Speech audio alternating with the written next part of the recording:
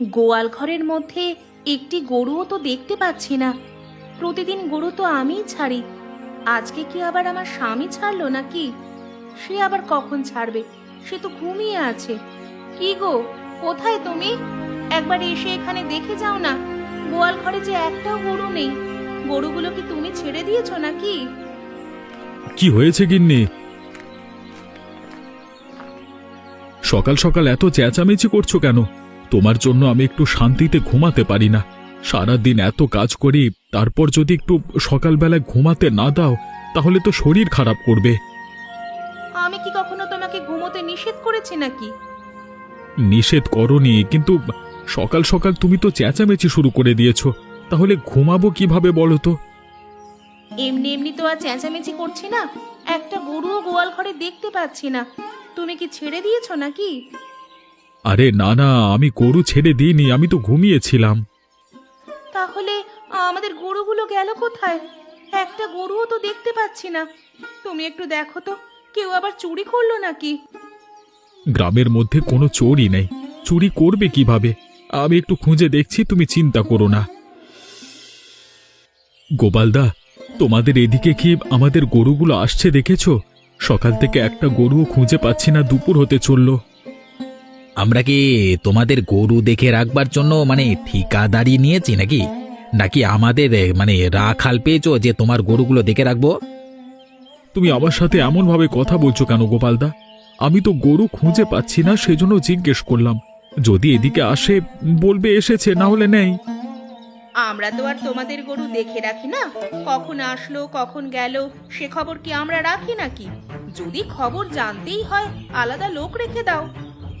আহা, আমি গরুর জন্য লোক রাখতে যাব কেন? আমি নিজেই তো গরুর সেবা যত্ন করি সব সময়। আজকে সকাল থেকে গরুগুলো পাচ্ছি না, কেউ হয়তো ইচ্ছে করেই আমার গরুগুলো সরিয়ে নিয়েছে। তার মানে কি বলতে চাচ্ছ তুমি? আমরা ইচ্ছে করে তোমার গরুগুলোকে সরিয়েছি? আমি আবার সেটা কখন বলতে গেলাম? গরুগুলো পাচ্ছি না সেটাই জিজ্ঞেস করলাম। আমাদের এখানে তোমাদের গরু আসেনি, অন্য কোথাও খুঁজে দেখো। এখানে ঝামেলা করো না তো, যাও যাও। কোত্থেকে যে আসে এরা!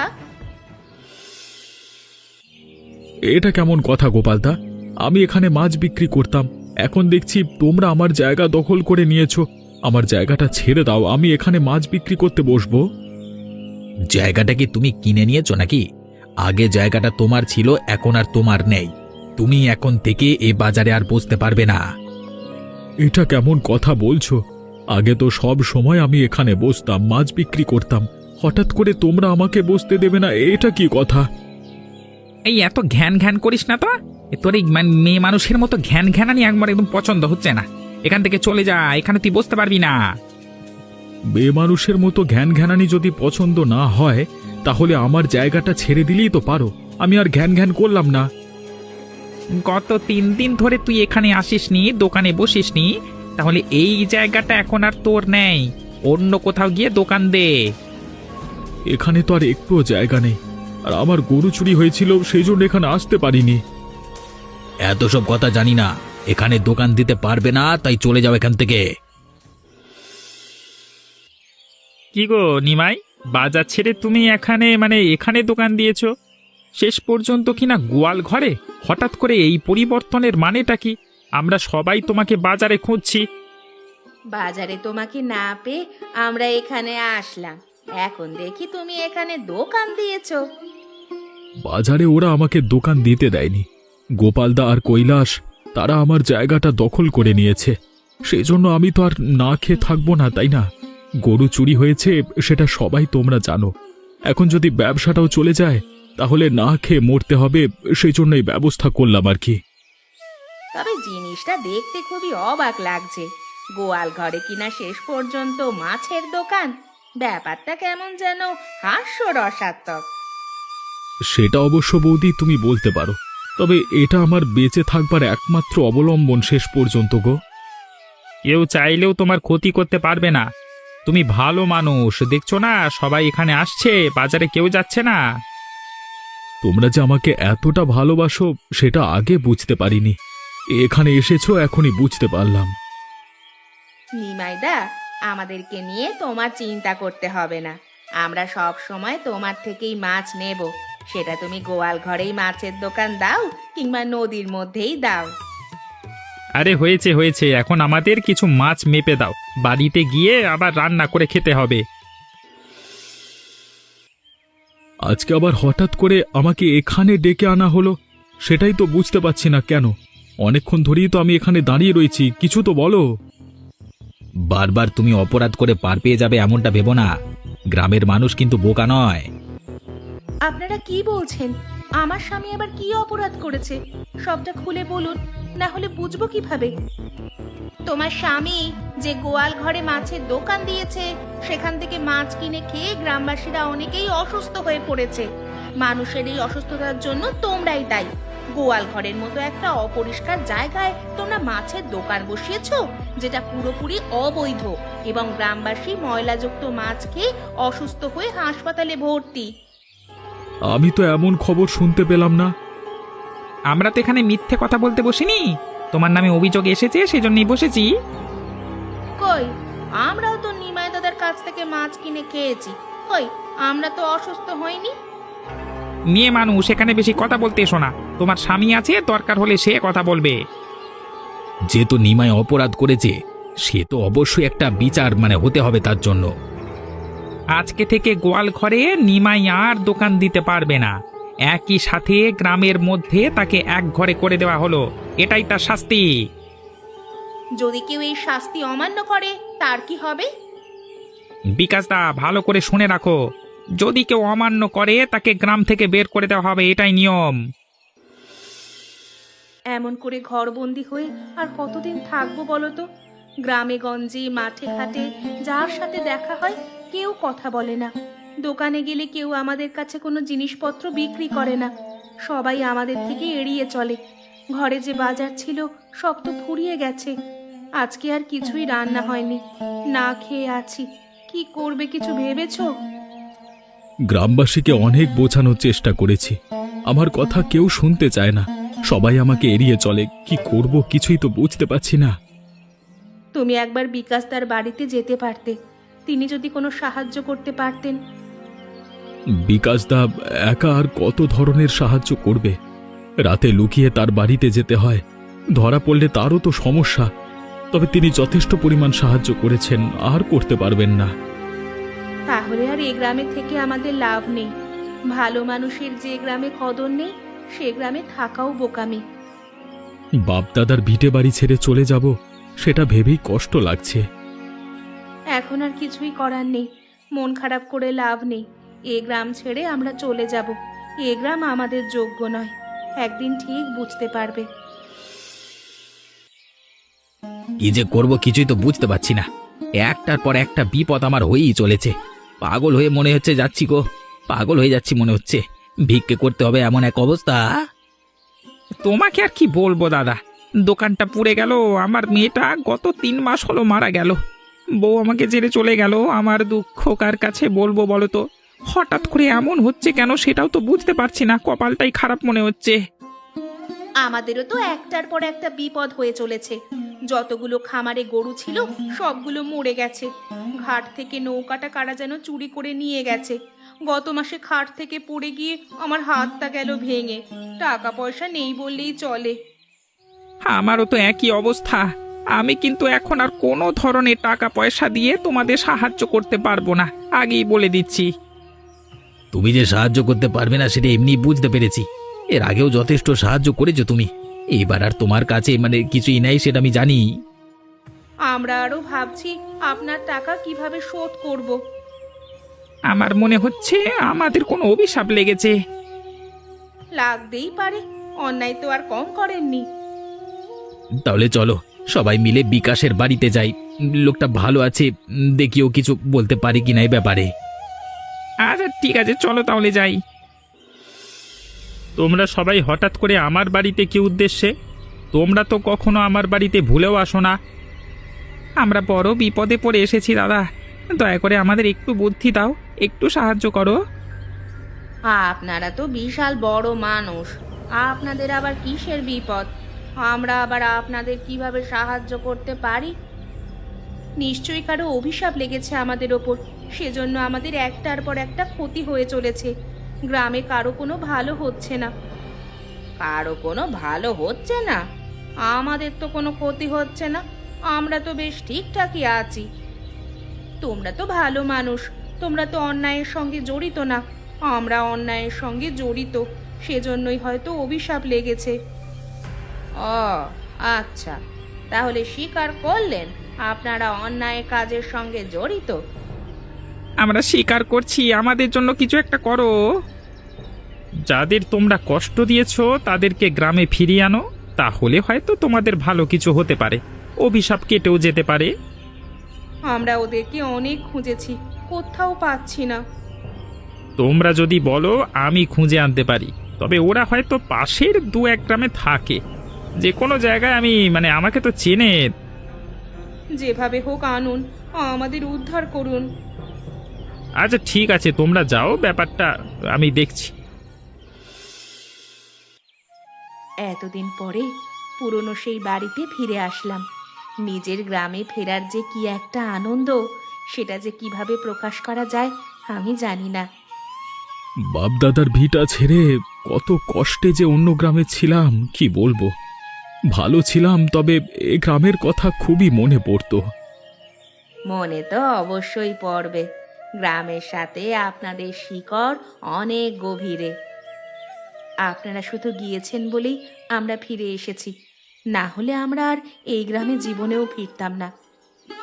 আমরা তো জানি আমরা গেলে তোমরা ঠিক ফিরে আসবে, সেজন্যই আমরা গিয়েছি। বাকি কেউ যেতে রাজি হয়নি।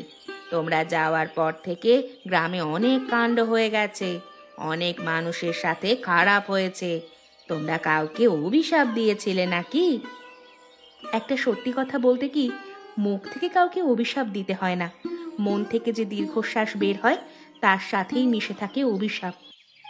কোনো ধরনের অপরাধ না করেও বিনা দোষে যদি শাস্তি পেতে হয়, সেখানে তো অবশ্যই দীর্ঘশ্বাস চলে আসে। যাই হোক, বাড়িটার অবস্থা তেমন একটা ভালো না, অনেকদিন ধরে ছিলে না, সেই জন্য এরকম অবস্থা হয়েছে। সবকিছু একটু গুছিয়ে নিও, যে কোনো প্রয়োজনে আমাদেরকে ডেকো, চলে আসবো। আর হ্যাঁ, সবাই ভুল বুঝতে পেরেছে, তাদের সাথে একটু ভালো ব্যবহার করো। হ্যাঁ,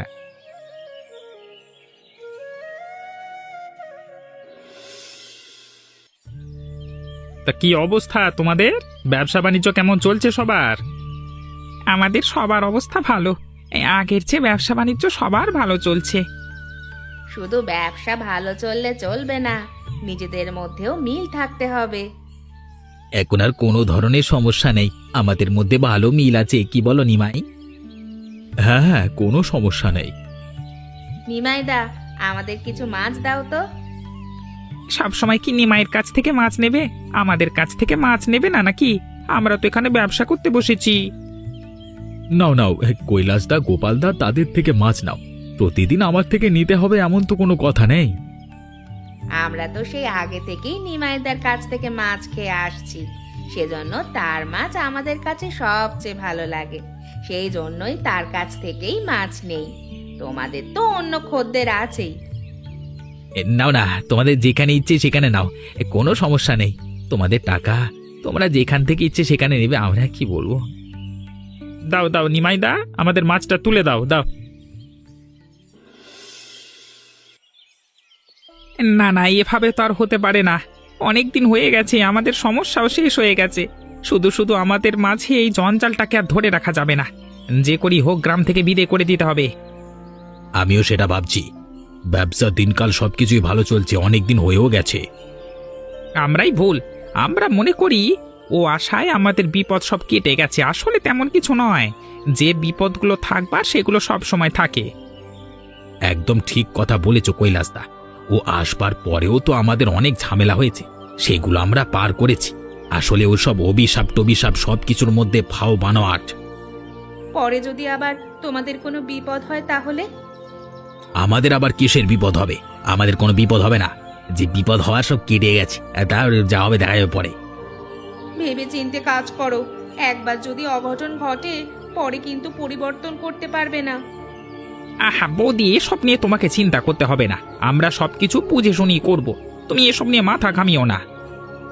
এর আগের বার কি হয়েছে তা কিন্তু মনে আছে সবার। তুমি শুধু শুধু এত কথা বলো না, সবকিছু আমরা ঠিক করে নেব। তোমার এসব নিয়ে মাথা ঘামানোর দরকার নেই। তাহলে ওই কথাই রইল, নিমাইকে গ্রাম থেকে কালকের মধ্যে তাড়াবো। কোনো সমস্যা নেই, আমার কাছে বুদ্ধি আছে, এমনিতেই চলে যাবে। নিমাই দাগো, তোমার সামনে কি মুখে যে আমি কথা বলবো সেটাই বুঝতে পারছি না। তুমি আমার জন্য আবার অপমানিত হলে। আসলে ওরা যে এমনটা করবে সেটা কল্পনাও করতে পারিনি। তুমি শুধু শুধু আমার জন্য ছোট হলে। আমার নিজেকে খুবই দোষী মনে হচ্ছে। আমি কি করব কিছুই বুঝতে পারছি না। মন চাচ্ছে ওদেরকে ঠাঁটিয়ে চড় মেরে আসি। বিকাশদা, ওদের জন্য শুধু শুধু নিজেকে ছোট মনে করো না। তুমি যে কত বড় মনের মানুষ সেটা আমার চেয়ে ভালো কেউ জানে না। তবে আমি তোমাকে ভালোবাসি, এ গ্রামকে ভালোবাসি, সেজন্য ফিরে এসেছি।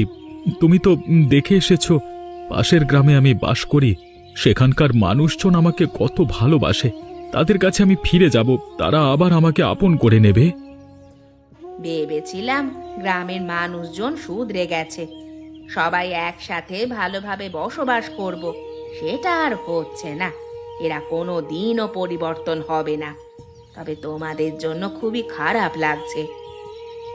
আমাদের জন্য খারাপ লাগতে হবে না, আমরা ওখানে আরো ভালো থাকবো। তোমরা যে কোনো সময় ওখানে যেতে পারো। তোমরা তো সবটাই চেনো জানো। অবশ্যই আমরা যাব, তোমরা আমাদের বাড়িতে আসবে, কোনো সমস্যা নেই। পরবর্তীতে এই গ্রামে আমরা ফিরে আর আসবো না। দয়া করে এই গ্রামে আসার জন্য আর কোনোবার আমাদের কাছে অনুরোধ করবে না। এটাই শেষ কথা। আর একটা কথা বলতে চাই, দয়া করে বিকাশদা, আমি কোথায় থাকি সেই ব্যাপারটা কারোর কাছে তুমি বলবে না। একবার আমি ভুল করেছি ভাই, এই ভুল আর দ্বিতীয়বার করতে চাই না। তোমাকে আমি আর আমার জন্য অপমানিত হতে দেব না, তুমি কোনো চিন্তা করো না। চলো আমরা তোমাদেরকে খানিকটা এগিয়ে দেই। এ কি কৈলাসদা, তোমার এই অবস্থা কেন? তুমি এখানে বসে কাঁদছো কেন? আমার আর কিছু অবশিষ্ট রইল না। আমি একদম নিঃস্ব হয়ে গেছি, শেষ হয়ে গেছি রে। মনে হচ্ছে জমি জমা বিক্রি করে গ্রাম ছেড়ে চলে যেতে হবে রে। আবার কি হয়েছে আপনার? বাচ্চা তো অনেক আগেই পৃথিবী ছেড়ে চলে গেছে, বউ তো আপনাকে ছেড়ে চলে গেছে। এবার আবার কি হয়েছে আপনার, বলুন তো দাদা। কিছু জমানো টাকা ছিল, তা দিয়ে শহরে একটা ব্যবসায় লাগিয়েছিলাম। গতকাল রাতে সম্পূর্ণ টাকাটা লোকসান হয়ে গেল। এখন আমার হাতে একটি পয়সাও নেই। জমি জমা বন্ধক রেখে তারপর টাকা এনেছিলাম। তোমার বাড়ি ঘর তো এখন বন্ধক রেখেছো, আমারগুলো আরো আগেই রেখেছি। টাকা এনে খাওয়া শেষ, টাকার জন্য সবাই তাড়া দিচ্ছে। গ্রামের এমন কোনো লোক নেই যে আমাদের কাছে টাকা পায় না। বাড়ি ঘর যার কাছে বন্ধক রেখেছি তার দামের তুলনায় অতিরিক্ত টাকা এনে খেয়েছি, একদম নিঃস্ব হয়ে গেলাম। তুমি যে বাড়িঘর সমস্ত কিছু বন্ধক রেখে টাকা এনেছো, সে কথা আমাকে বলনি কেন? সব কথা তোমাকে বলতে হবে নাকি? তখন আমি বারবার নিষেধ করেছিলাম তোমাদের। এরকমটা করা উচিত হবে না নিমাইদার সাথে। ওপরওয়ালা সবটাই দেখছেন, সেজন্যই তোমাদের এই শাস্তি হচ্ছে। চলো চলো সবাই বিকাশ তার বাড়িতে চলো, দেখি তিনি কিছু আমাদের জন্য করতে পারেন নাকি। এবার হাতে পায়ে ধরতে হবে। বিকাশদা, আমাদের ভুল হয়ে গেছে, এবারের মতো আমাদের ক্ষমা করে দাও। আমাদের আরে একটি সুযোগ দাও, আমরা নতুন করে শুরু করতে চাই। গোপালদা, কতদিন ধরে তোমাকে খুঁজছি। যে টাকাটা ধার নিয়েছিলে সে টাকাটা দিয়ে যাওনি কেন? কতদিন রাখতে চাচ্ছ টাকাটা? হ্যাঁ, নিজেরা খেতে পারছি না, বাড়ি ঘর সমস্ত বিক্রি করা লাগছে। আমাদের সাহায্য করো বিকাশদা। যদি বিক্রি করতে হয় করো, বিক্রি করে আমার টাকাগুলো পরিশোধ করে দাও, তাহলেই হলো। তোমরা হয়তো দাদা আমাদের উপর রেগে আছো, সেই জন্যই এমন কথা বলছো। দয়া করে নিমাইকে আবারও গ্রামে নিয়ে আসুন। ওপরওয়ালা হয়তো আমাদের উপর নাখোশ, এবার আর আমরা ভুল করব না। এরকম আবদার নিয়ে দ্বিতীয়বার আর আমার কাছে আসবে না।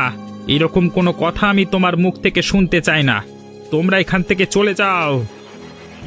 সবকিছুই তো শেষ হয়ে গেছে। তাহলে আমি আর তোমার সংসারে থেকে কি করব? কোনো লাভ নেই। কৈলাসদার বউ চলে গেছে, ভালো